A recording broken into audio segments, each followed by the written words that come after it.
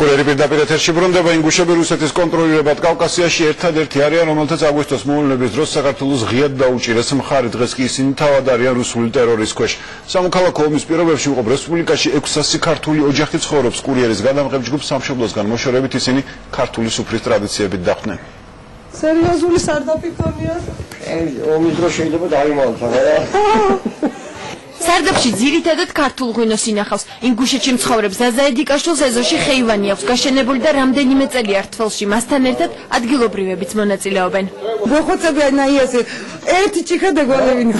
ბევრი კი არა, ერთი ჭიქა მაინც რო დალიონ, ისე უყვართ ამათ ჩვენი გაკეთებული ღვინო.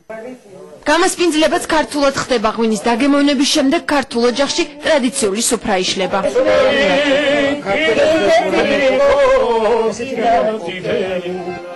ყველაფერი ქართულად ხდება ღვინის ზემოქმედება სიმღერა და ცეკვა მოყვება. ინგუშეთში ქართული ფოლკლორიც პოპულარულია. ქვეყანაში არსებობს ქართული ცეკვისა და სიმღერის ანსამბლი ზორო ინგუშეთი. ადგილობრივებმა მეზობელი ქვეყნის ტრადიციები უკვე იმდენად გაითავისეს, რომ ქართულ რიტმებზე თავი ჟურნალისტების ინგუშმა მცველმაც ვერ შეიკავა. როცა ქართველები ინგუშეთში ქართულს უკრავენ, ავტომატებიც კი ჩუმად არიან.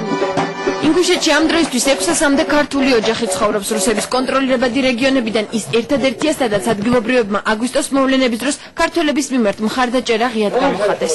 სულ ყველა ინგუშები იმას ლაპარაკობდნენ, რომ თუ კი რაღაცა იქნება, საქართველოსი პირველები წავალთ ჩვენო დავეხმარებითო. დიდი დაჭერა იყო. ყველა ინგუში მოდიოდა და გვიმეუბნებოდა, რომ ასალამ ალეიქუმ.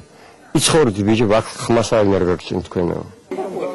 რა ხდება მათ სამშობლოში რუსთავეორის მეშვეობით იგებენ.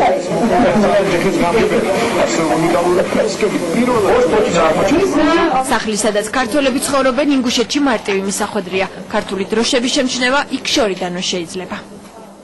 ბარაკ ობამა შესაძლოა შეერთებული შტატების პირველი ფერადკანიანი პრეზიდენტი გახდეს.